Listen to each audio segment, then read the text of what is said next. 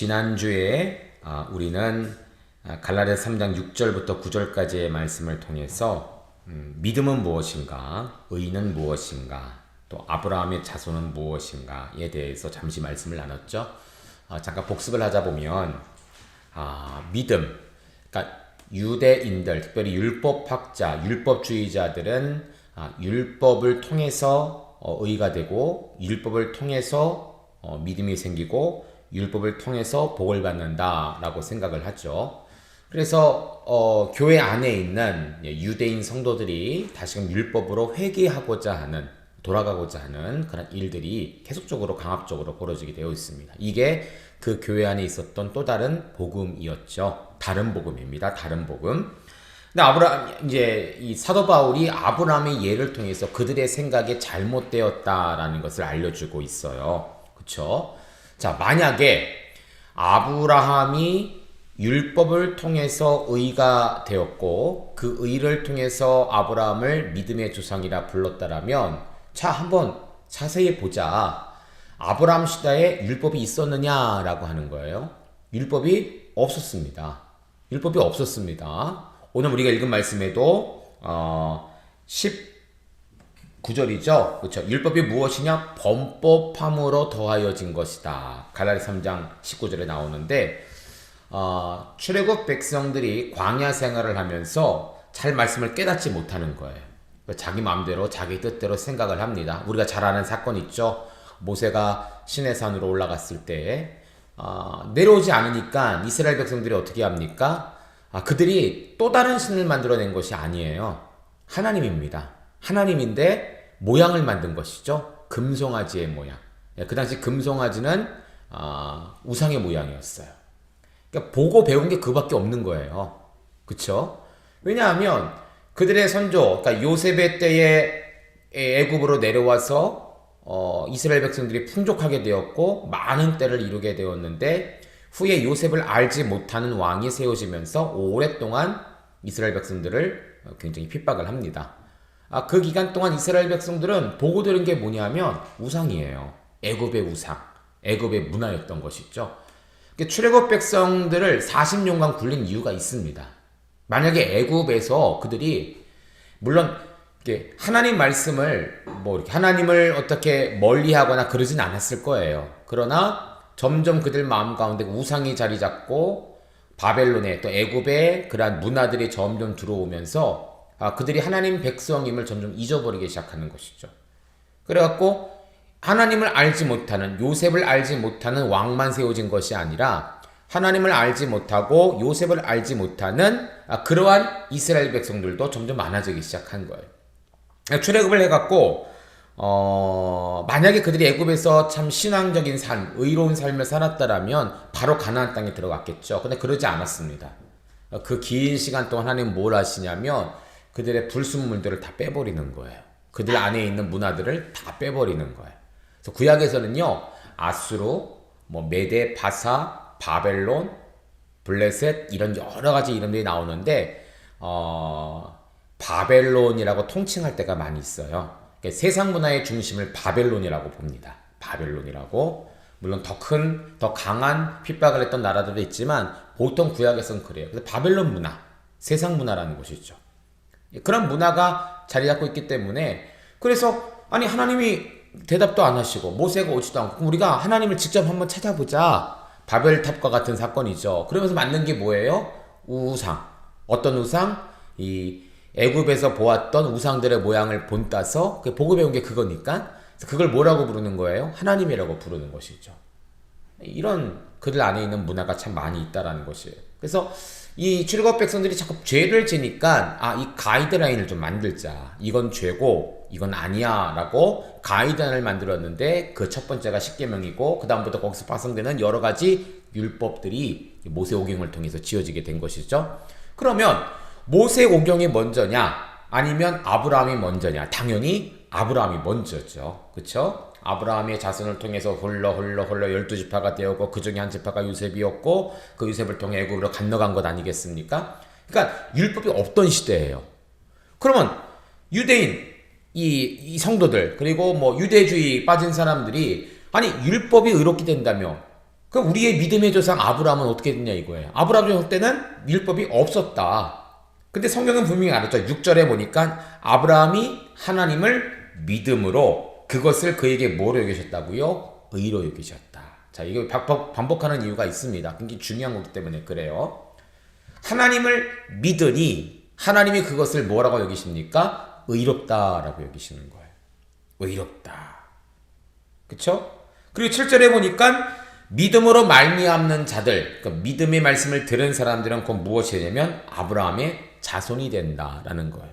그러면 아브라함 때는 그렇다 치고 아브라함의 아들 이삭, 그 아들, 그 자손들 12지파들은 어떻습니까? 출애굽 전에는 율법이 없었다니까요. 율법의 기록이 없었다니까요.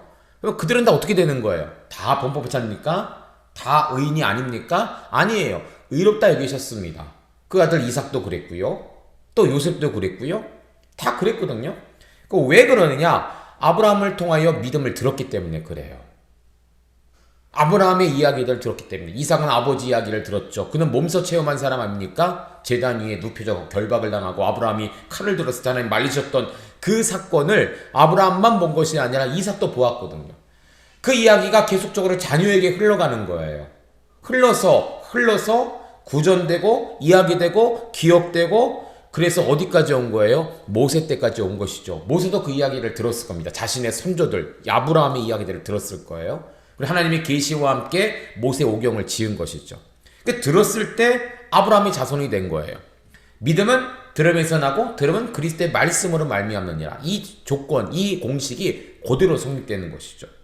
그래서 오늘날 다시 돌아옵니다. 자, 8절에 보니까 하나님이 이방을 믿음으로 말미암아 의로 정하실 것을 성령이 미리 알고 율법을 통해서가 아니라 오직 믿음을 통해서 의로 정하신다.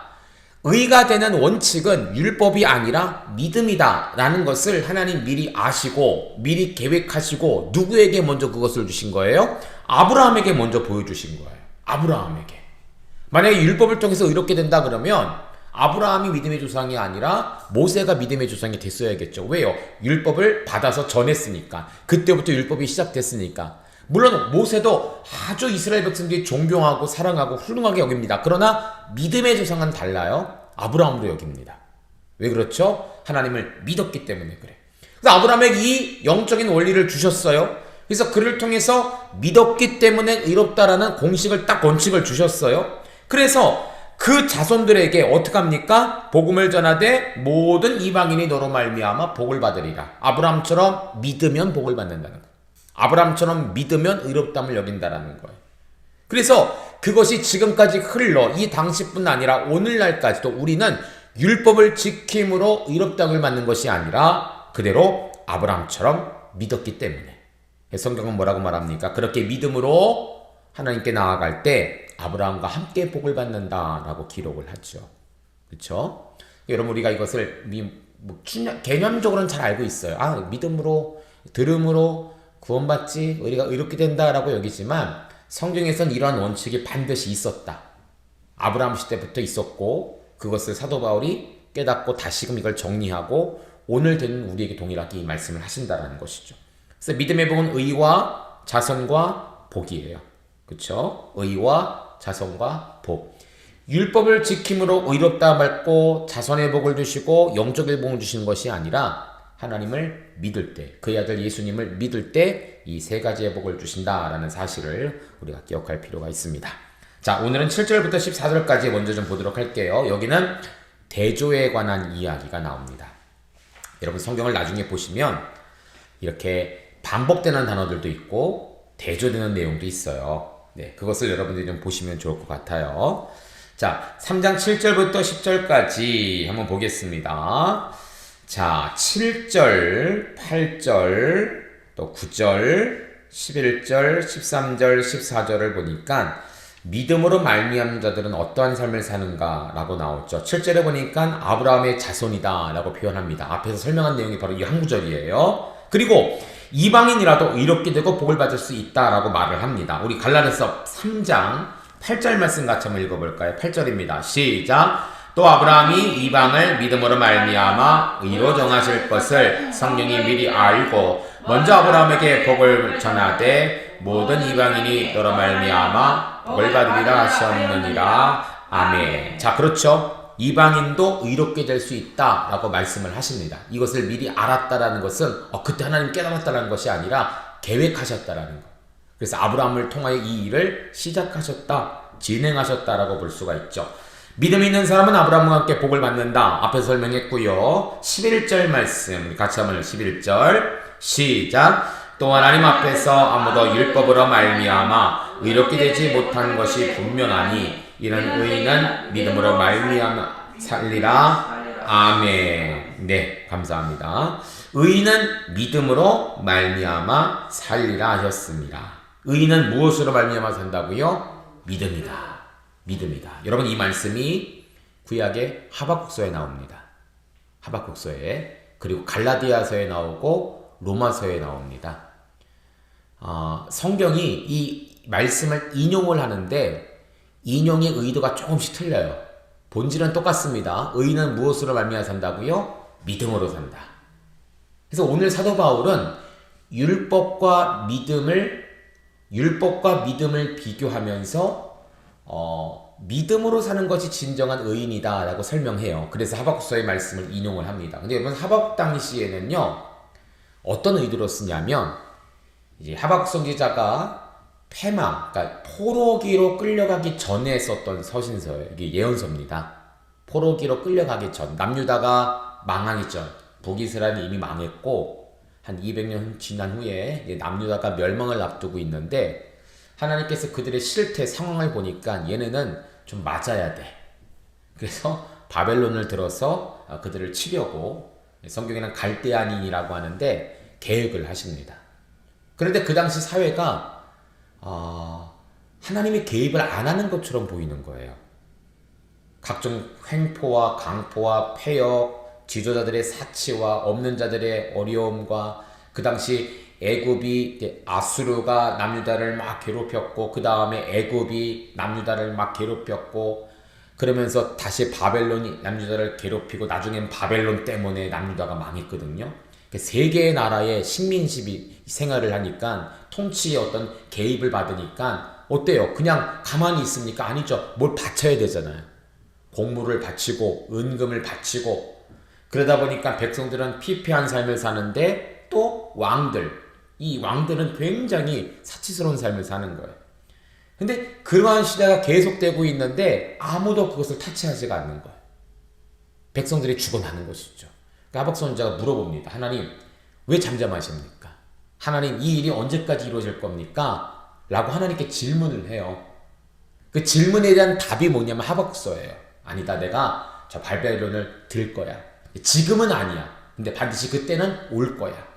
그때까지, 그 기간 동안 이 사람들, 이 백성들은 고난을 당하거든요. 이 고난을 당합니다. 그래서 하박국 선지자가 그 하박국서를 쓰면서 이 이야기를 하는 거예요. 오직 의인은 믿음으로 말미암아 살리라. 이 이야기가 뭐냐면, 고난의 때가 계속되고 핍박의 때가 계속되고 곧 나라가 멸망할 곳이 다가옵니다. 백성들은 더 어려움을 처하겠죠. 그런데 하나님께서 하박국을 통해서 백성들에게 주시는 말씀은 뭐냐면, 믿음을 잃지 말고 그 믿음을 유지하라는 거예요. 여러분, 하박국의 이름의 뜻이 뭐냐면 포용입니다. 안아주는 거. 그러니까 이 말이 뭐냐면, 오늘 나의 현실을 안아줘야 돼요. 그냥 인정해야 돼요. 인정한다고 해서 나는 실패야, 이걸 인정하라는 것이 아니라, 그래, 이러한 삶도 있는 거야. 이러한 어려움도 있는 거야. 이러한 고난도 있는 거야. 포용하는 것이죠. 그러면서 주신 말씀이 뭐냐면, 오직 의인은 믿음으로 말미암아 살리라.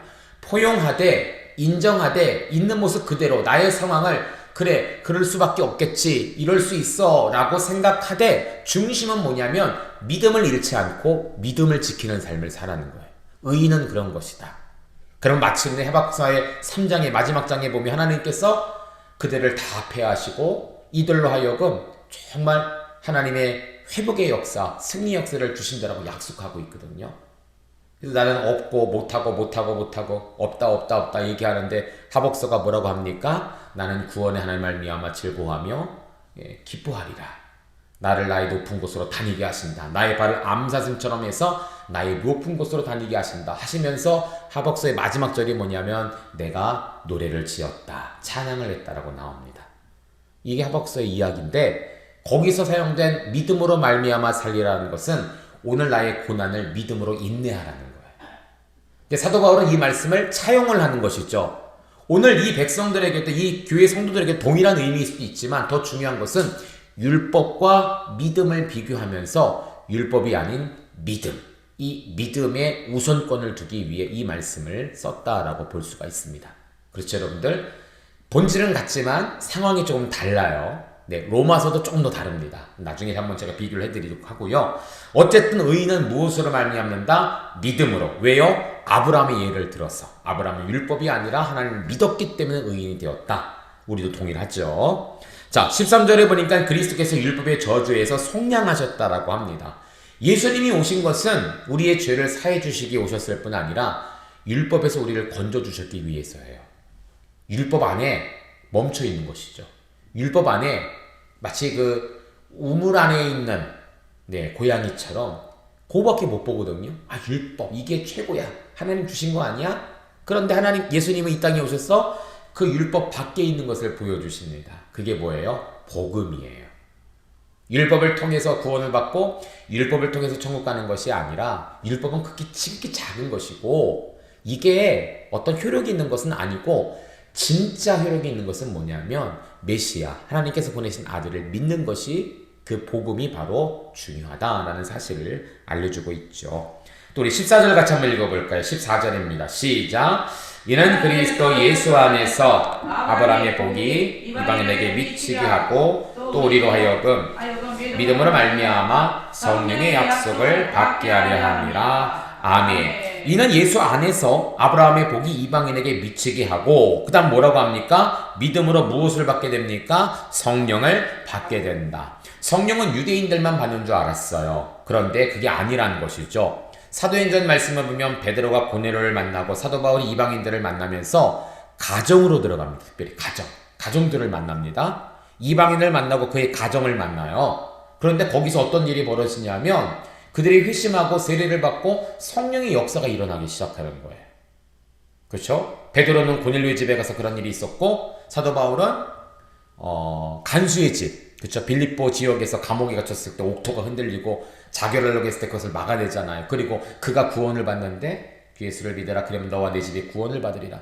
이 말씀 그대로 그의 집에 가서 그들에게 복음을 전하고 세례를 전하는데 성령의 역사가 일어납니다. 그들이 빌립보 교회 성도가 되는 것이죠. 그러니까 이방인들도 성령을 받는다. 이게 인정되는 거예요. 물론 예루살렘 공회에 의해서 그것은 결정이 됐습니다. 이들도 예수 믿고 구원받고 교회 일원이 되고 이들도 성령의 체험을 받을 수 있는 자들이다 라고 이야기하는데 한 번 더 사도 바울은 이야기를 합니다. 여러분 이것이 오늘날까지 우리에게도 오는 것이죠. 우리도 성령님을 받잖아요. 성령의 세례를 받고 성령의 말로 기도하고 성령의 힘으로 우리가 살아가고 있는데 이 성령을 이방인들이 받게 되었다. 여러분들이 어떻게 성령 받게 되셨습니까? 어떻게 교인이 되셨죠? 율법 지키면서 합니까? 아니에요. 율법도 잘 몰라요. 우리는 사실 그렇죠? 몇 가지가 되는지도 몰라고 누가 율법인지도 몰라요. 사실. 근데 우리는 율법으로 된 것이 아니라 뭘 됐습니까? 예수님 믿음으로 되었다는 거예요. 믿음으로 되었다. 오직 의인은 믿음으로 말미암아 살리라. 이것을 다시 한번 왜 강조하겠습니까? 갈라디아 지역 교회 내에 다른 복음이 들어왔기 때문에 그중 가장 큰 것은 바로 율법으로 회개하고자 하는 그 다른 복음이 들어왔기 때문이다라는 것이죠. 반면에 그러면 율법의 행위에 속한 자들은 누구냐라는 거예요. 우리 10절 말씀 같이 읽어볼까요? 10절, 11절, 12절 같이 읽습니다. 시작!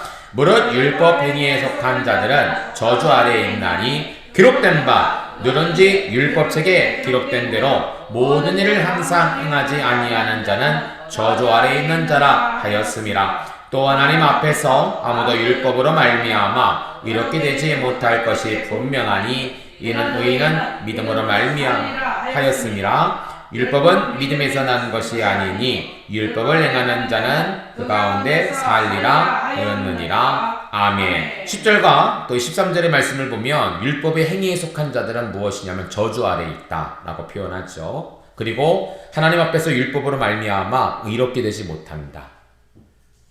율법이 잘못됐다라는 말이 아니에요. 이 의도는 뭐냐면 율법이 그것을 자유롭게 하지 못한다라는 거예요. 율법에는 그러한 힘이 없다라는 거예요.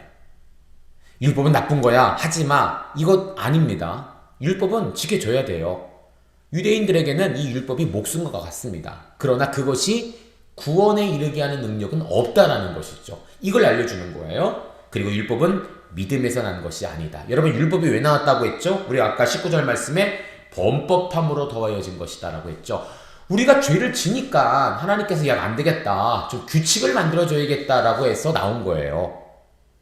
이들이 믿음 생활 잘했다라면 하나님을 신실하게 의지했다라면 율법이 나올 필요가 없었겠죠. 그리고 이 긴 시간 돌아다니지 않았을 거예요. 잘하니까. 잘 못하니까 생긴 거예요. 가이드라인을 만든 것이죠. 여러분 우리나라에 법이 왜 생겼습니까? 전 세계 도덕과 규칙, 규율이 왜 생겼습니까? 안 되니까 하는 거예요. 안 되니까. 여러분 가정도 그렇더라고요. 핵가족, 엄마, 아빠, 아기만 있으면 뭐 그렇게 많은 규율은 없어요. 그런데 대가족이면 어떻습니까? 규율이 생기죠. 그쵸? 생선이 되면 생선 몸통은 큰형 이렇게 쩍쩍 나오잖아요. 막내는 대가리, 꼬리 이렇게 하잖아요. 그것도 하나의 법이 아니겠습니까? 규칙 아니겠습니까? 사람이 많으면 생겨날 수밖에 없어요. 왜냐하면 의견 다툼이 있거든요. 서로 간에 서로 원하는 것이 다르고 그러다 보니까 규칙을 만들 수밖에 없어요. 이스라엘 백성들이 그런 거예요. 60만 출애굽 당시에 대략 60만 인천 인구에 좀 덜 빠지는 그런 인원이 한꺼번에 움직이는데 안 그렇겠냐는 거예요. 여러분 작은 교회라고 분쟁이 없습니까? 있어요. 큰 교회는 더 많겠죠. 작다고 해서 없는 게 아니에요. 분명히 있습니다. 왜냐하면 사람이기 때문에 다 다르기 때문에 오늘도 여러분들 다 옷 입고 왔는데 옷색을 다 다르잖아요. 지금 빨강, 하양, 뭐 회색 다르잖아요.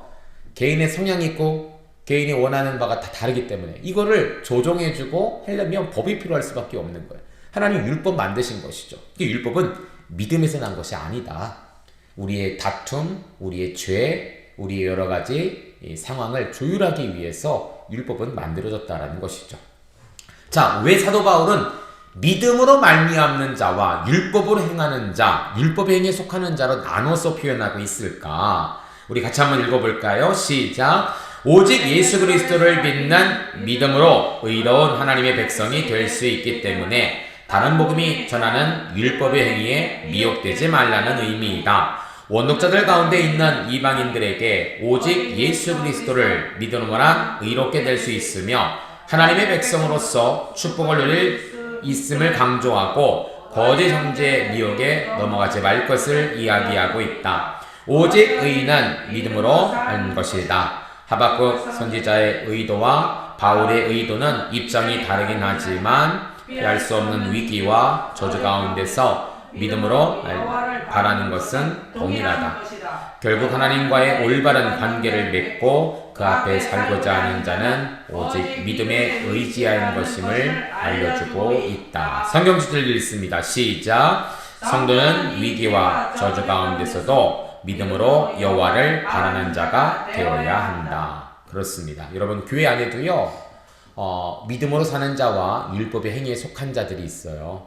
그러니까 우리는 믿음에 말미암는 자, 그 믿음으로 오직 의롭담을 여기는 받는 자, 이러한 자들이 되어야 된다는 것이죠. 자, 3장 8절에 보니까 성경이 미리 알고 라는 말이 나옵니다. 제가 한번 볼게요. 또 하나님이 이방을 믿음으로 말미암아 의로 정하실 것을 성경이 미리 알고 라고 표현하죠. 자, 이것은 의인법이라고 쓰이는데 여러분 성경이 안다라는 표현이 맞는 것 같습니까? 안다라는 건 누가 씁니까? 사람들이 쓰는 것이죠. 살아있는 생물이 쓰는 것입니다. 근데 성경은 살아있는 생물 혹은 사람은 아니거든요. 근데 성경에서 이러한 의인법이 자주 나옵니다. 어떠한 나라, 어떠한 책, 어떠한 계획이 마치 사람이 인식하는 것처럼 사람이 어떻게 행동하는 것처럼 의인화, 마치 사람처럼 여긴다라는 것인데 그러한 이야기가 많이 나와요. 왜 그렇게 말씀하시냐면 자 여기 제가 밑줄을 쳤죠. 성경을 의인화하는 것은 직접 말씀하시는 하나님과의 관계를 좀 더 밀접적으로 묘사하기 위함이다. 성경은 써 있는 것입니다. 성경은 말하는 것이 아니에요. 그런데 사도 바울은 성경이 말한다라고 표현하면서 마치 성경에 써진 글자를 언급하는 것이 아니라 무엇처럼 생각하는 것이죠? 지금 하나님이 말씀하고 있어. 이것을 강조하기 위해서라는. 이 당시 다른 복음이 교회를 어지럽게 하니까 가장 중요한 건 뭐냐면 이 다른 복음에서 벗어나는 것이거든요. 다른 복음을 깨닫는 것이거든요. 그러면 율법이 아니라 오직 하나님을 믿음으로 의롭다함을 받고 그것이 믿음이다라는 것을 강조하는데 내 말이 그렇습니다. 혹은 다른 철학서가 그렇습니다. 라고 말하기보다는 뭐라고 표현하는 거예요? 우리에게 있는 성경이 말하고 있다. 여러분 이 당시 성경은 뭘까요? 이 당시 성경은 뭐겠습니까? 여러분 이제 신약 성경에서 사복음서보다 더 먼저 기록된 성경이 바로 갈라디아서라고 보고 있습니다. 신약 성경 중에서 제일 먼저 기록된 성경은 갈라디아서다라고 보고 있는데 자 갈라디아서는 지금 쓰여지고 있는 거예요. 이 당시 이들이 갖고 있던 성경은 뭐겠습니까? 신약 성경이 아니라 구약 성경이에요. 구약 성경. 특별히 율법서, 모세오경 같은 것들이겠죠. 그러면 성경이 말씀하신다라는 것은 결국 하나님이 말씀하신다라는 동일한 의미죠. 구약의 율법서는 하나님 말씀하시는 것인데 그럼 하나님 말씀하시면 너희가 지켜야 되는 것 아니냐? 그것에 집중해야 되는 거 아니냐? 라고 말하면서 하나님이 뭐라고 말씀하셨냐면 아브라함이 그를 믿음에 그를 의롭다 여기시고 그의 믿음으로 인정하셨다라는 사실을 이야기하고 있는 거. 야, 하나님도 이렇게 말하고 있어. 성경이 말한다. 성경이 알았다. 하나님이 알고 하나님이 말하고 있는데 하나님 말씀 뭐냐? 믿음으로 된다라는 것을 강조하기 위해 이러한 글을 썼다라는 것이죠. 그렇죠? 그것을 우리가 말 필요가 있습니다. 자, 우리 성경, 우리가 디모데전서 할 때 우리가 함께 본 적이 있는데 성경은 디모데후서 3장 16절에 하나님의 감동으로 되었다라고 표현을 하죠. 이 감동은 데오프뉴스토스라고 하는데 여기는 데오스라는 제가 좀 확대해 드릴게요. 여기 데오스라는 하나님이라는 헬라어와 푸뉴토스토라는 감동이라는 말이 같이 있습니다. 이 푸뉴스토스를 원어적인 의미로 뭐냐면 푸네오라는 단어예요. 푸네오. 자, 푸네오라는 것은 사전을 보면 바람이 불다라는 뜻입니다. 그러니까 하나님의 감동으로 되었다라는 것은 우리가 추상적으로 그가 가만히 있는데 마치 어떤 신비한 영이 임해서 막 눈알은 돌아가고 몸은 부르르 떨면서 이상한 형태로 글을 쓴 게 아니라는 거예요. 정상적인 이성을 갖고 있었습니다. 그 몸도 정상이었습니다. 이게 말로 신비로 표현할 수 없는 어떤 그런 부분인데 우리가 기도 가운데 하나님의 음성을 듣거나 또는 말씀을 듣다가 내가 깨달음을 얻는 그 순간 있잖아요. 그쵸? 만약에 우리가 생각하는 것처럼 막 눈알이 돌아가고 막 신비한 몸을 떨면서 마치 무당결처럼 했더라면 여러분 설교 시간에 이런 사람 많았어야 될 거예요. 그쵸? 갑자기 하나님의 말씀을 깨달아서 와 하고 막 이런 사람이 막 여기저기 생겨야 되는데 그게 아니라는 거예요. 하나님은 그런 저급한 수준으로 임하지 않으십니다. 이성과 감성이 살아있어요. 근데 하나님께서 말로 표현할 수 없는 특별한 어떤 성령의 힘을 통해서 그걸 깨닫게 하시는 것이요. 기억나게 하시는 거예요. 그래서 성경을 집필하는 거예요.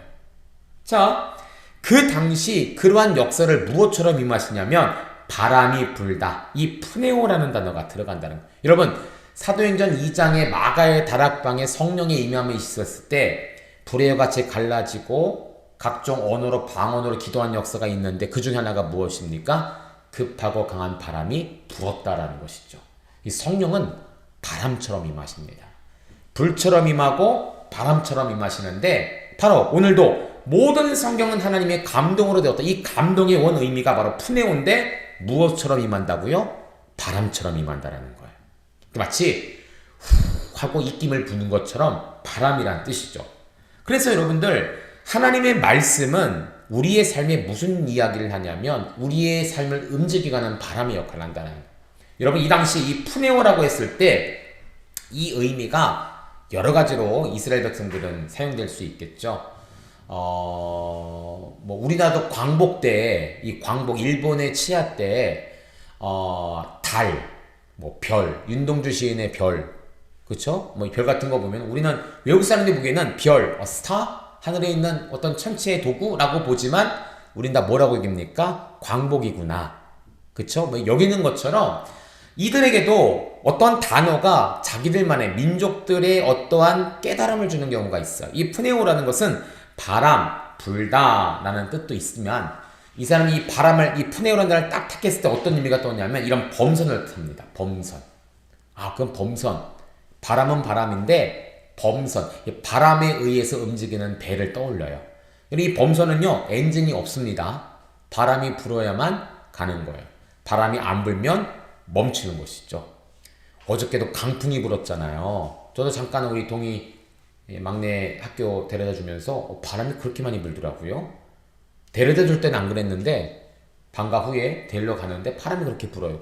야, 심상치 않다라고 해서 들어왔는데 뉴스를 잠깐 보니까 그 시간에 서울에서 뭐 크레인이 떨어져 사람이 죽기도 하고 주차장 위에 막 철근 구조물이 막 바람 때문에 날려갖고 막 사고가 많이 났더라고요. 산불도 더 많이 퍼지고 있는 것 같아요. 지금 전국에서 동시다발적으로 일어나고 있는데 어쨌든 바람은 그런 의미다.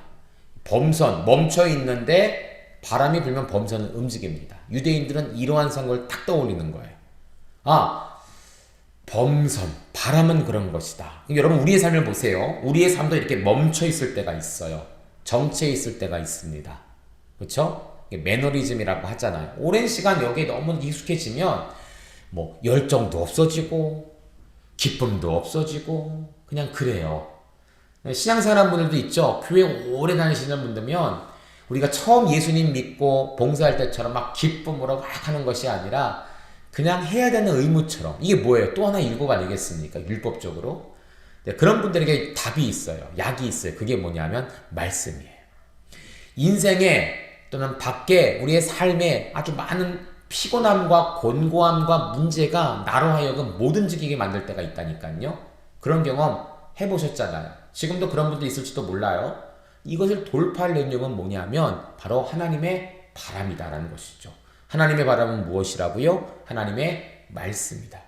그래서 우리가 다시금 말씀을 들고 읽어야 할 이유가 바로 여기 있는 거예요. 말씀을 들고 선포해야 할 이유가 바로 여기 있는 거예요. 말씀을 읽고 말씀을 들으면 이 말씀이 마치 그 당시에 성경을 기록했던 저자들에게 바람처럼 임하셨던 것처럼 마가의 다락방에 120명의 성도들에게 바람처럼 임하셨던 것처럼 우리의 삶에도 바람을 불어주시는데 이 바람이 우리의 삶을 움직인다는, 더 이상 멈춰있지 않아요. 움직이게 합니다. 움직이게. 그래서 교회는요 설교로만 멈추는 것이 아니라 말씀을 가르치는 일에 최선을 다해야 돼요. 어떤 분들은 설교가 성경 공부 아닙니까? 라고 생각하는데 틀려요, 여러분들. 설교는 하나님께서 주시는 선포이고 그 말씀을 묵상하는 것은 바로 성경을 공부하는 거예요. 데살로니가 교회 성도들이 그랬고 그 근처에 있던 베레아 성도들이 바울이 전한 복음을 듣고 과연 그러한가 하여, 성경은 그렇게 기록하는데 사도행전에 과연 그러한가 하여는 이게 진짜야라고 확인하기 위해서 하는 것이 아니라 더 깊은 의미를 깨닫기 위해서 더 연구를 했다는 거예요. 그래서 아침과 저녁으로 그 말씀을 상고했다라고 표현합니다. 연구했다라는 거예요. 연구했다. 사도 바울을 통해 설교를 들었습니다. 그럼 아멘 하고 끝나는 게 아니라는 거예요. 성도들은 한 주간 집에 가서 과연 그러한가 하고 연구하셔야 돼요. 묵상하셔야 돼요. 요즘 얼마나 많이 잘 돼 있어요, 여러분들. 인터넷 같은 거 보면요, 성경 주석도 많이 나와 있고요, 올라와 있어요. 성경을 풀이한 내용들도 많이 있습니다. 단 좀 이단이 주는 것도 있으니까 조심하셔야 돼요. 제가 예전에 설교의 어떤 자료를 찾기 위해서 그 본문을 검색했더니 어떤 전도사님이 쓴 글이 있더라고요. 설교문이 있더라고요. 그래서 너무 잘 썼어요. 야, 이렇게 잘 쓴다, 전도사가. 딱 쭉쭉 내려가서 읽어보니까 맨 마지막에 하나님의 교회 하면서 나오더라고요. 이단 교회 전도사가 그렇게 설교를 잘 썼어요. 와, 위험하겠다. 여러분 잘 선택하셔야 되는데 어쨌든 우리가 연구하고 공부할 방법들은 많이 있습니다. 자료들도 많이 있습니다. 뭐가 문제예요? 내가 안 하기 때문에 그래요. 여러분 바쁘시잖아요. 힘들잖아요. 그래서 우리가 일주일에 한 번은 이렇게 성경을 배우는 일이 여기 있는 것입니다. 예, 그러니까 여러분 잘 배우시면 좋을 것 같고요. 또 우리 나중에는 주일 오후도 한번 다시 부활시켜서, 우리가 요만큼 듣는 게 그렇잖아요. 또 주일 오후에 또 더 많은 성도들이 말씀을 좀 배웠으면 좋겠다. 예, 말씀의 큰 틀도 배우지만, 말씀의 구체적인 내용도 배웠으면 좋겠다. 그래서 우리 이제 부목사님들도 계시니까, 그쵸? 예, 우리 수요일에 했던 것을 주일로, 또 수요일에 또 이렇게 성도들 모일 때 소그룹을 할 수 있는 또 모임도 만들고 성경을 배울 수 있는 시간을 좀 많이 좀 가졌으면 좋겠다. 근데 여러분 여기만 하면 안 됩니다. 성경을 배우고 연구하는 것만 하면 안 되고 또 하나가 뭐가 있어야 될까요? 기도가 있어야 됐죠. 그래서 금요일은 중보 기도회로, 또 수요일은 말씀으로, 주일은 설교와 또 말씀 공부로 이렇게 좀 풍성히 한 주가 채워진다면 여러분 절대 다른 복음에 빠지지 않습니다. 예, 그렇게 최선을 다했으면 좋겠어요. 자, 또 하나 아브라함에게 복음을 전하되 라는 3장 8절 말씀이 나옵니다. 이거 하브루타 하다 보면요 아이들 이렇게 질문할 수 있어요. 여러분 복음은 뭡니까? 우리가 알고 있는 복음은 뭐죠? 예수 그리스도. 복음은 예수 그리스도예요. 예수님께서 이 땅에 오셨고 우리를 위해 죽으셨고 부활하셨고 사망의 권세를 이기시고 부활하신 다음에 승천하셨고 다시 오실 마라나타, 이게 복음입니다. 복음입니다. 여러분 마라나타의 뜻은 무엇이죠? 아멘 주 예수여 오시옵소서예요. 네, 전에 한번 차를 타다가 민집사님 마라나타 의미가 뭡니까? 라고 물어보시더라고요. 그냥 모를 수 있어요. 왜냐하면 이게 헬라어기 때문에, 다른 나라 언어이기 때문에. 그런데 이 마라나타 의미는 마라나타 마라나타 아멘 주 예수여 오시옵소서, 이게 그냥 부르는 것이 아니라 이 마라나타를 해석한 게 바로 그 다음 구절이에요. 그죠? 마라나타 아멘 주 예수여 오시옵소서입니다. 이 복음은 예수님이에요. 예수님 모든 행위, 행적, 예수님 말씀하신 내용입니다. 그런데 3장 8절에 보니까 뭐라고 기록합니까? 또 하나님이 이방을 믿음으로 말미암아 의로 정하실 것을 성경이 미리 알고. 자, 이건 풀렸고요. 두 번째, 먼저 아브라함에게 복음을 전하되 라고 표현하는데, 이렇게 질문할 수 있겠죠. 그러면 하나님께서 아브라함에게 예수님에 대한 이야기를 말씀하셨나요? 라고 말할 수 있습니다. 질문할 수 있겠죠. 여러분 안 그렇습니까? 여러분 읽으면서 그런 생각 안 드셨나요? 아브라함에게 복음을 전하되, 그러면 아브라함이 예수님에 대한 이야기를 알았나? 예수님에 대한 소식을 들었나? 라고 표현할 수 있어요. 그런데 여기서 말하는 복음은 좀 다른 복음입니다. 물론 크게 보면 이것은 다 예수님을 말하는 것이라 할 수 있는데, 아브라함은 메시아에 대한 구체적인 내용을 받았기보다는 이런 내용이에요. 여러분 창세기 12장 1절과 3절까지의 말씀을 보면, 우리가 잘 알고 있는 말씀인데, 여기 내가 라는 말이 몇 번 나옵니까? 내가 내게 보여줄 땅으로, 내가 너로 큰 민족을 이루고, 내가 복을 내리고, 내가 너를 저주하는 자에게 저주하겠다. 4번이 나옵니다. 4번. 자, 사도 바울은 복음을 전하되라는 것을 창세기 12장 3절 말씀을 통해서 인용을 하는 거예요. 하나님께서 아브라함을 부르셨을 때 언약을 말씀하시는 것이죠. 여러분 1절 3절까지의 말씀을 보면 하나님과 아브라함이 언약, 계약을 맺으시는데 그에게 무엇을 주신다고 하죠? 복을 주신다라고 합니다. 이 복은 단순히 현세적인 세상적인 복이 아니라 아브라함을 통하여 그 자손에게 뿐 아니라 열방을 향한 복을 주시는 거예요. 아브라함이 하나님을 믿음에 그것을 의로 여기셨다. 그러니까 하나님을 믿는 믿음, 믿는 믿음이 바로 의고 그것이 복이라는 것이죠. 그래서 구약시대에는 아직 예수님 안 오셨으니까 하나님을 믿는 것이 바로 의롭게 되는 것입니다. 그러나 신약에 와서 예수님 오셨을 때는 달라졌어요. 하나님도 믿지만 이젠 구체적으로 누구를 믿는 거예요?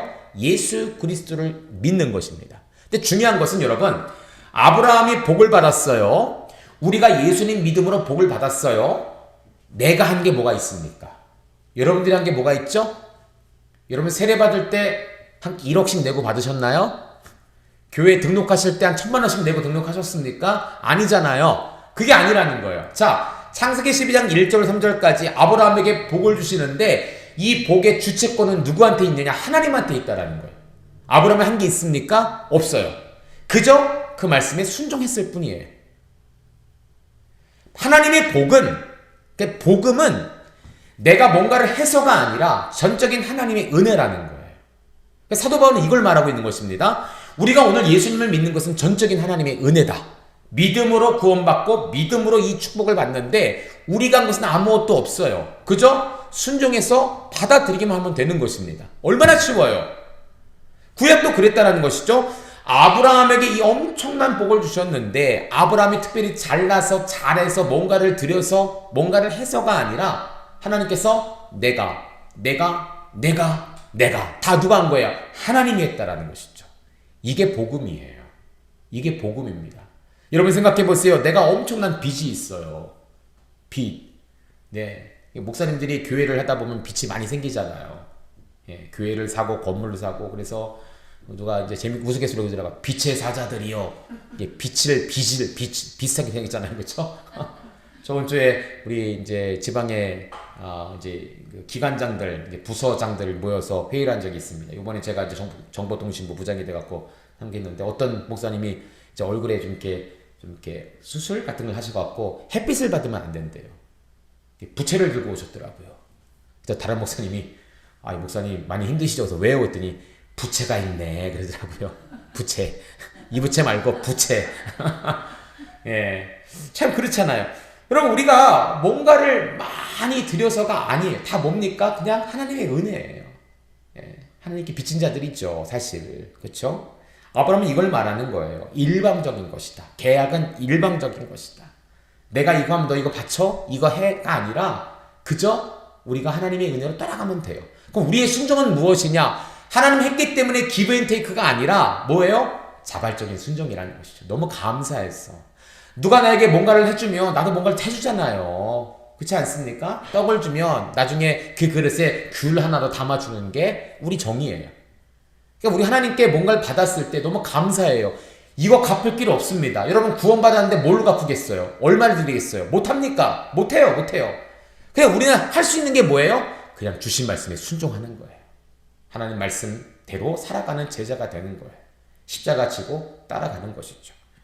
아브라함은, 사도 바울은 이 아브라함에게 전한 복음을 인용해서 하나님의 전적인 은혜다. 오늘 너희가 받은 것도 은혜다. 그런데 왜 다른 복음을 받냐? 왜 다른 복음에 빠지느냐? 이것에 대해서 이야기하고 있다라는 것이죠. 자, 3장 15절부터 18절까지는 이제 교환 형식으로 언약의 우월성 혹은 불변성에 대해서 이야기합니다. 자, 한번 볼게요. 15절 같이 한번 읽습니다. 15절 시작. 형제들아, 내가 사람의 예대로 말하노니 사람의 언약이라도 정한 후에는 아무도 패하거나 더하거나 하지 못하느니라. 아멘. 자, 언약에 대해서 이야기를 합니다. 언약, 율법이 아니에요. 하나님과 맺은 언약. 아브라함이 맺었고 우리도 이 언약을 받았는데, 자 보세요. 15절은 사람의 언약이라도 정한 후에는 폐기하거나 더하지 못한다. 언약은 깰 수가 없다라고 말하죠. 그리고 16절 읽습니다. 16절 시작. 이 약속들은 아브라함과 그 자손에게 말씀하신 것인데 여럿을 가리켜 그 자손들이라 하지 아니하시고 오직 한 사람을 가리켜 내 자손이라 하셨으니 곧 그리스도라. 아멘. 자, 이 약속들은 아브라함과 그의 자손들에게 하나님 말씀하신 건데 그 자손은 복수가 아니라 무엇이라 표현합니까? 한 사람, 그리스도다라고 표현을 하고 있어요. 그러니까 아브라함이 약속을 받았다라는 것은 그의 자손들을 통하여 세상적인 또는 다른 어떤 복도 말하지만 제일 중요한 복은 바로 한 자손, 예수 그리스도를 의미한다라는 것이죠. 그리스도의 약속을 우리에게 주셨다라고 볼 수가 있는 것입니다. 또 17절 있습니다. 시작. 17절. 내가 이것을 말하노니 하나님께서 미리 정하신 언약을 430년 동안 생긴 율법이 폐기하지 못하고 그 약속을 헛되게 하지 못하리라. 아멘. 자, 보세요. 하나님이 미리 정하신 언약, 누구와 맺은 언약이죠? 창세기 22장 하나님과 아브라함이 맺은 언약. 하나님께서 무엇으로 그를 의로 여기셨다고요? 믿음으로. 율법이 아니라 믿음으로 나아갔을 때 그를 의로 여기시고 그것을 믿음이다 라고 생각하셨어요. 언약을 맺으셨습니다. 너에게 복을 주시겠다. 그 복은 바로 예수 그리스도 메시아의 복을 주신다라는 것이죠. 그런데 17절은 뭐라고 말하냐면 미리 전한 언약을 430년 후에 생긴 율법이 어떻게 한다고요? 폐기하거나 헛되게 하지 못할 것이다. 아브라함이 율법을 받은 이후에 430년 다음에 이 출애굽 시대에 율법이 생겨나게 됐는데 새로운 율법이 생겼다고 해서 옛 언약이 깨어진다라는 안 깨어진다라는 거예요? 안 깨진다라는 거예요. 안 깨진다. 안 깨진다라는 것입니다. 이미 아브라함과 맺은 언약이 있는데 그 언약 다음에 율법이 생겼어요. 그럼 이 율법이 아브라함과 맺은 언약을 깰 수 있느냐? 그러니까 이전에는 믿음으로 구원을 받는데 율법이 생겼으니까 이제는 율법으로 구원받는 거야.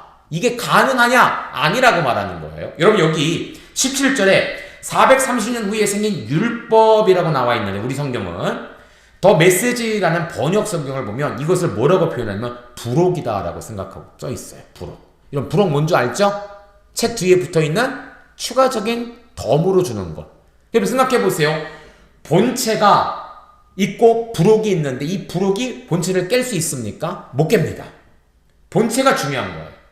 하나님과 맺은 언약이 중요합니다. 430년 뒤에 부록으로 첨가적으로 추가적으로 뭔가를 더했는데 그게 율법이에요. 이 율법은 아무리 길고 날라도 부록입니다. 별책입니다. 이것이 메인이 아니에요. 메인은 뭡니까? 아브라함을 통하여 주신 약속. 오직 하나님을 믿음으로 그를 이롭다 계신다. 이것은 절대 깨어지지 않는다는 거예요. 이것이 언제까지 이어지고 있습니까? 지금까지도. 여러분 요즘 이단들이 교주들을 믿어야 된다고 하잖아요. 그렇잖아요? 아직 새벽에도 말씀드렸는데 제가 이게 깜짝 놀랐어요. 제가 이제 구독하고 있는 유튜브 채널에 이제 기독교 소식을 전하는 채널이 있는데 하나가 뭐 날라왔어. 봤더니 그 아프리카 지역에 뭐 예수가 생겼대요. 제가 나중에 한번 올려드릴게요. 재밌어요. 그래서 막 뮤직비디오를 찍어요. 하얀 옷을 입고 성경이 이딴만 해. 빨간색 책 막 한 손에 들고서 바람이 막 부는데 막 이러고 다녀요. 손도. 그 사람들 옆에서 환호를 치면서 막 예수 그래요. 난리가 났어요. 그 마을은요 전체가 그렇게 믿더라고요. 누구십니까? 예수래요. 우리가 다른 예수는 결혼도 했고 아이도 있어요. 야 대단하다. 근데 중요한 거는 사순절이 되니까 사람들이 당신도 예수님처럼 죽어야 되지 않습니까? 라고 협박하는 사람이 있더래요. 이 예수님이 뭐라고 하냐면 나는 그럴 수 없다 그러면서 협박한 사람들이 경찰에 신고를 했대요. 저들 막아달라고. 아 예수님도 그럴걸. 신고할걸. 용빵 낸 사람들. 그래서 마지막 인터뷰가 뭐냐면 십자가를 꼭 질 필요는 없습니다 라고 얘기하더라고요. 여기서 가짜가 드러나는 것이죠. 원래 가짜지만 왜 십자가를 안 집니까? 져야죠. 그쵸? 져야죠. 우리를 위해 돌아가시면서 우리를 위해 희생하신 그 사랑이 바로 복음이거든요. 그렇지 않습니까? 아주 오래전 아브라함을 통하여 주신 복음은 지금까지도 불변합니다. 그 어떤 이단들이 자기를 섬기라 해도 그건 아니에요. 아브라함에게 어떻게 하셨다고요? 하나님을 믿음에 의롭다 하셨다. 하나님을 믿는 것이 의로운 거예요. 이단 교주들이 임을 믿는 것이 아니고 신약에 와서는 세상 천하 가운데 구원받을 만한 다른 이름을 우리에게 주신 적이 없는데 그 이름이 누굽니까? 바로 예수라는 것이죠. 우리는 하나님 믿을 뿐 아니라 더 구체적으로 예수님을 믿을 때 그것이 의롭게 여김을 받는 거예요. 이것은 변하지 않습니다. 이것은 진리입니다. 지금까지도 이어오고 있는 진리예요. 여러분 앞으로도 여러분 자손들 후손들도 마찬가지예요. 언제 요즘 세계를 보니까 예수님 오실 때가 된 것 같아요. 네. 아, 참, 멀지 않았구나. 우리 장흥에 있는 우리 김광석 권사님 계시잖아요. 제가 뉴스를 보다가, 장흥 그 지역에 구지역이 돌아갔고, 뭐 소들이 예방접종을 맞는데, 걱정이 돼서 전화를 했어요. 그랬더니 예방접종 맞히셨다. 기대해 주셔서 감사하다라고 하더라고요. 뭐라고 말씀하시냐면, 전라도 지역은 청정 지역이래요. 구지역이 안 돌아오는 지역이래요. 또 올해는 구지역이 들어왔대요. 뭐라고 말씀하시냐면, 예수님 오실 것 같아요. 그러시더라고요. 청정지역에 구지역이 들어오니까 이건 있을 수가 없는 일이다. 그러면서 예수님 오실 것 같아요. 말씀하시더라고요. 제가 맞는 것 같아요. 요즘 보세요. 갑자기 길이 꺼지고 불이 이렇게 퍼지고 정치는 정치대로 나라는 나라대로 미국에서 관세 때문에 지금 막 나라 이렇게 전쟁이 일어날 것 같고 참 불안불안한 시대를 살고 있는데 여러분, 그렇다고 여러분들을 걱정할 필요는 없습니다. 두려워할 필요는 없습니다. 우리는 믿는 성도 아니겠습니까? 예수님 천천히 오셔도 좋고요. 빨리 오시면 더 좋고요. 그쵸? 이 고단한 인생길 좀 빨리 좀 예수님 오셔서 천국에서 좀 푹 자고 싶다. 푹 살고 싶다. 제가 올해 1학기에 12권의 성경을 가르쳐야 됩니다. 중부신학교에서 3과목을 가르치고요. 이제 5월 8일, 5월 15일 2주간을 줘서 4과목, 5과목 성경을 가르쳐요. 네. 이제 준비하냐고 아주 힘들어요, 지금. 근데 또 준비하고 나면 좋아요. 참 말씀이 우리 좋게 하지 않습니까? 너무 힘들 때는 예수님 빨리 오셨으면 좋겠다.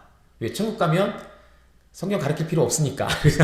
설교할 필요 없으니까. 왜요? 그냥 하나님 보면 그게 다 설교예요. 하나님 다 풀어서 얘기해 주세요. 인간이 아무리 연구하고 풀든 어떻게 성경의 질을 깨달을 수 있겠습니까? 천국 가면은 다 풀어주셔요. 예, 다 풀어주십니다. 여러분 궁금했던 거 있잖아요. 아브라함 하와가 배꼽이 있었을까 없었을까요? 막 이런 거 있잖아요. 아브라함과 하와 당시에 왜 한 사람은 있었을까요? 아니 에덴 나왔는데 어떻게 결혼을 했을까요? 막 이런 거 궁금한 거 있잖아요. 예? 하나님 어떻게 홍해바다가 갈라졌죠? 이런 거 궁금하잖아요. 다 풀어주십니다. 다 풀어주십니다. 성경의 역사가 천국에 가면 다 풀어집니다. 왜요? 그 사람들을 만나거든요. 모세를 만나고 만나지 않습니까? 참 그래요. 이 하나님 말씀은 지금까지 이어진다. 끝까지 이어진다. 라고 표현하는 것이죠.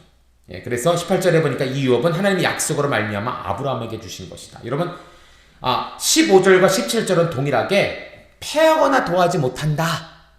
율법이 아무리 강성해도 결국은 하나님의 언약은 불변하다는 것을 가리키고, 그 다음 16절과 18절에 대해서는 약속에 대해서 이야기합니다. 누구라고요? 예수 그리스도. 오늘날을 말하면 아브라함에게 주신 것은 뭐냐면, 아브라함은 하나님을 믿었지만 오늘 16절에 말한 것처럼 그 자손은 그리스도인데, 오늘 우리가 믿는 이 예수 그리스도를 믿는 것이 바로 하나님을 믿는 것이고, 그것이 바로 우리가 의롭게 되는 것이다 라는 사실을 알려주고 있는 것이죠. 반대로 이제 율법의 열등성에서 이야기합니다. 한계가 있다라는 것이죠. 자, 한번 볼게요. 3장 19절 같이 읽습니다. 시작. 그런즉 율법이 무엇이냐? 범법함으로 더해진 것이라. 천사들을 통하여 한 중보자의 손으로 베푸신 것인데 약속하신 자손이 오시기까지 있을 것이라. 아멘. 율법이 뭐냐? 라고 묻고 있어요. 아까는 뭐죠? 약속이 무엇이냐? 라고 물어보는데 이제는 율법이 무엇이냐? 라고 질문합니다. 19절 하반절부터 20절까지 답을 합니다. 범법합으로 더해진 것이다. 이 의미가 뭐냐면 공동번역 성경에 죄가 무엇인지 깨닫게 하기 위해서 율법이 주어졌다라는 것이죠. 그렇죠? 우리를 구원하기 위해 율법이 주신 것이 아니라 죄가 뭔지 알게 하기 위해서. 어머, 얘네들이 출애굽시켜놨더니 오자마자 받아보고 막 불평을 하네. 에? 아니 기다리랬더니 기다리지 못하고 우성 황금 송아지를 만들어서 나라고 하네. 얘네들이 못 깨달는 거예요. 그러니까 이건 죄야. 이거 하지 마. 이건 해. 라고 알려주기 위해서 율법이 정해졌다는 것이죠. 천사들을 통해 한 중보자의 손으로 베푸신 것이다.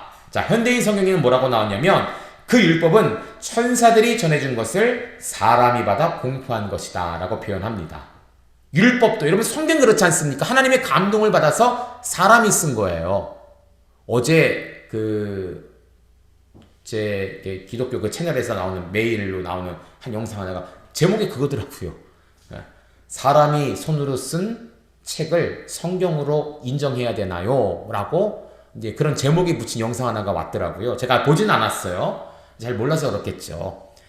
성경이 말합니다. 사도 바울이 말하는 거예요. 천사들이 준 것을 사람이 받아 공포한 것이다. 그러니까 율법은 어디까지나 뭐예요? 사람의 손으로 의해서 쓰여진 것이다 라고 말하는 것이죠. 그러나 성경 전체는 다릅니다. 이게 율법 자체에 대해서 말하는 거예요. 이 율법도 물론 하나님이 주신 것이죠. 효용이 있습니다. 이 율법도 능력이 있습니다. 그러나 그것이 믿음을 앞서지 못한다라는 거예요. 믿음을 앞서지 못한다. 그렇죠? 자, 약속하신 자손이 오실 때까지 있는 것이다. 메시아가 오실 때까지는 믿음이 이 율법이 발동을 합니다. 하지만 예수님 오신 다음에는 이 율법은 어떻게 합니까? 발동을 안 하는 것이 아니라 덜 하는 거예요. 여러분, 율법은 초등 선생과 같습니다. 가장 기초적인 것을 가리키는 거예요. 죄인이냐 아니냐, 하나님 백성이냐 아니냐, 그것을 깨닫게 하는 게 율법이에요. 그 예수님 오신 다음엔 달라졌습니다. 이것은 계속적으로 전제로 가되 이것이 나를 구원으로 이끄는 것이 아니라 예수님이 우리를 구원으로 이끄신다. 예수님 믿는 믿음이 구원으로 이끈다라는 것을 알려주고 있는 것이죠. 중보자는 한 편만 위한 자가 아니나 하나님은 한 분이다. 여러분 밑에 현대인의 성경에 이렇게 기록합니다. 중재인이 필요했던 율법에는 당시 두 대상자가 있어야 됐지만 약속을 하는데 하나님은 한 분이면 된다. 이게 뭐예요? 단독적인 일방적인 계약이다라는 거예요. 그렇죠? 이게 정말 이 중보자는 두 편에서 서로 하나가 되어서 한 편이 되어서 뭔가를 이뤄야 되는데 하나님은 그게 아니라는 것이죠. 일방적인 것이다. 자, 그래서 여러분들 오늘 이 율법은 무엇이라고요? 영원한 것이 한계가 있다라는 거예요. 한계가 있다. 믿음을 통해 나온 것이 아니라 우리의 죄 때문에 죄를 알게 하기 위해서 어디까지나 이것은 천사를 통하여 사람의 손, 모세죠? 모세를 통해 쓰여진 것이다. 예수님이 오시면 이것은 더 이상 큰 효험을 바라진 않는다. 가긴 하지만 기본적으로 율법은 계속적으로 이어가지만 이것이 믿음을 앞세우지 못하고 이것이 믿음을 뛰어넘지 못한다. 왜요? 예수님이 오셨기 때문에. 예수님은 뭡니까?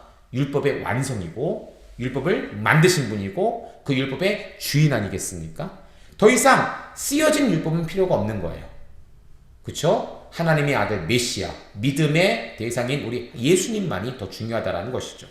이것을 통해서 율법은 열등하다, 한계가 있다라고 말씀하시죠. 또 우리 마지막입니다. 21절, 22절 같이 읽습니다. 시작. 그러면 율법이 하나님의 약속들과 반대되는 것이냐? 결코 그럴 수 없느니라. 만일 영이 살게 하는 율법을 주셨더라면 의가 율법으로 말미암았으리라. 그러나 성경이 모든 것을 죄 아래 가두었으니 이는 예수 그리스도를 믿음으로 말미암는 약속을 믿는 자들에게 주려 하심이라. 아멘. 또 질문합니다. 그러면 율법이 하나님의 약속과 반대되는 것이냐? 율법이 잘못된 것이냐라고 묻고 있죠. 답을 합니다. 21절에 뭐라고 합니까? 결코 그럴 수 없다. 사도 바울은 이신층의 믿음으로 말미암아 구원을 받는다를 강력하게 주장했던 사람입니다.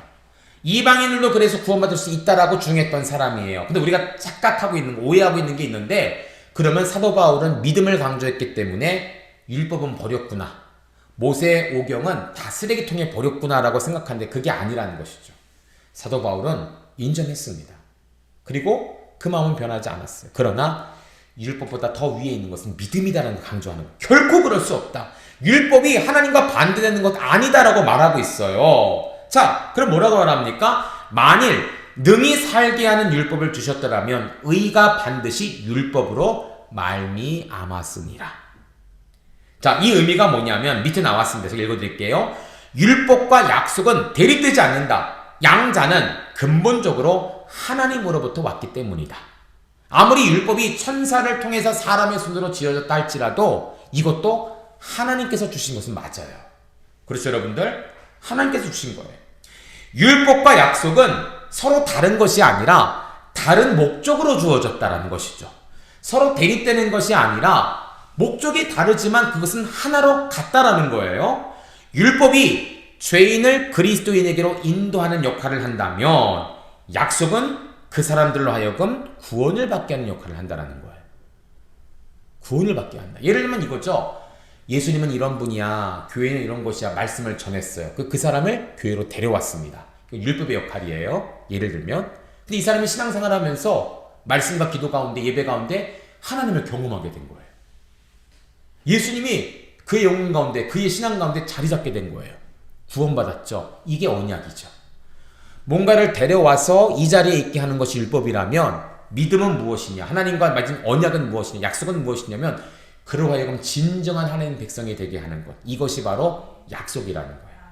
율법과 그리고 하나님의 언약은 반대가 아니라 서로 보완하되 더 중요한 것은 무엇이다? 바로 언약이다. 믿음으로 맞는 그리스도를 믿는 믿음이 중요하다라는 것이죠.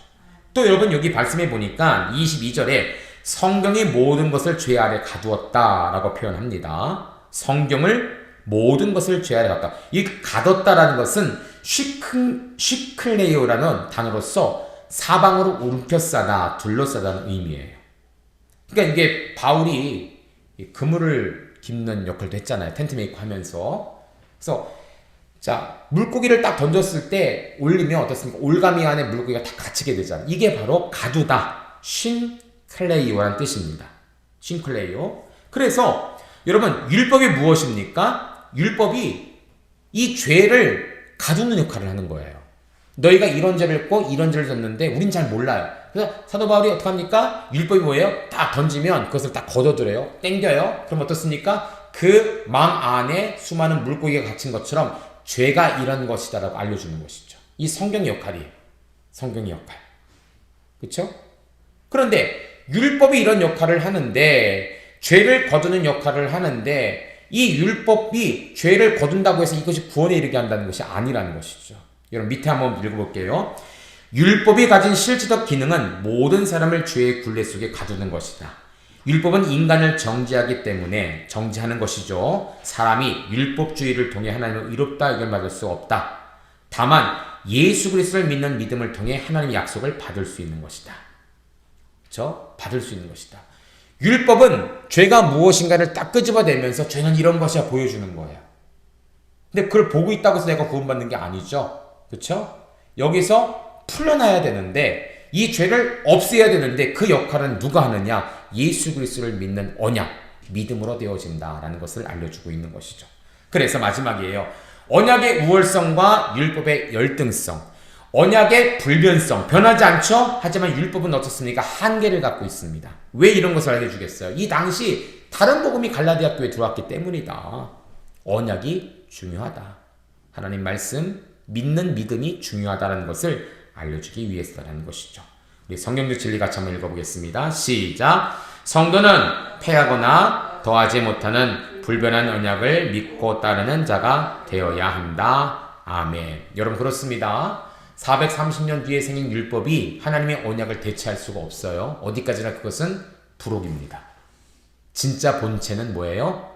아브라함이 하나님을 믿음에, 우리는 예수님을 믿음에, 예수님을 믿음에 영접하는 자, 곧 그 이름을 믿는 자들에게는 하나님의 자녀가 되는 권세를 주셨다. 여러분 아까 믿음의 세 가지 복이 있다고 했죠. 그것이 무엇입니까? 믿음의 복, 의로 여기시고 자손을 주시고 복을 주신다. 그쵸? 기억 안 나십니까? 자, 여기 있죠. 자, 믿음의 복은 의와 자손과 복이라고 했어요. 그쵸? 예수님을 영접하는 자마다 무엇을 주신다고요? 자녀가 되는 복을 주신다. 그게 왜? 의롭다. 이 세 가지 같이 들어가면, 요한복음 1장 12절에 그래요. 영접하는 자, 곧 그 이름을 믿는 자들에게는 하나님의 자녀가 되는 복을 주신다. 이것이 뭐예요? 우리를 이롭다 여기시는 것이죠. 성경은 다 통해요. 이렇게. 그렇죠? 그러니까 우리가 예수님 믿음으로 하나님의 자녀가 되는 복. 이 복은 현실적인 복이 아니라 영적인 복이고, 이 복을 통해 우리는 의롭다함을 여김을 받았다라는 사실을 우리가 깨달을 수 있다라는 사실이죠. 네, 여기까지 우리가 말씀을 좀 보도록 하겠습니다. 성경에서 갈라디아서와 로마서는 율법에 관한 어떠한 진리를 깨우치는 책이라서 좀 어려울 수 있어요. 다른 데는 막 스토리도 있고, 그렇죠? 막 싸움도 있고, 깨달음도 있고, 눈물도 있는데, 갈라디아서와 로마서는 같은 시기에 사도 바울에 의해서 쓰여진 마치 1부, 2부와 같은 책이기 때문에 우리가 좀 논리적으로 좀 생각해 볼 부분들이 있습니다. 그러나 여러분 이것을 좀 한 번쯤은 깨달아 봐야 돼요. 그래야 우리가 복음에서 흔들리지 않습니다. 나중에 이제 로마서도 한번 나중에 볼 텐데, 복음은 무엇인가? 다른 복음이 왜 들어왔겠습니까? 그냥 맹목적으로 받았기 때문에 그래요. 베레아 사람들처럼 데살로니가 사람처럼 이것이 과연 그러한가 하여 상고하고 연구하고 그래 내 삶에 적용하는 작업이 없었기 때문에 그렇습니다. 그래서 우리가 한 번 정도는 로마서와 갈라디아서를 통해서 복음이 뭐냐, 다른 복음이 뭐냐, 어떻게 구원을 받느냐, 이 복음의 원리는 무엇이냐를 꼭 한번 배워볼 필요가 있는데, 오늘은 갈라디아서를 통해서 끝까지 한번 달려봤으면 좋겠습니다. 기도하겠습니다.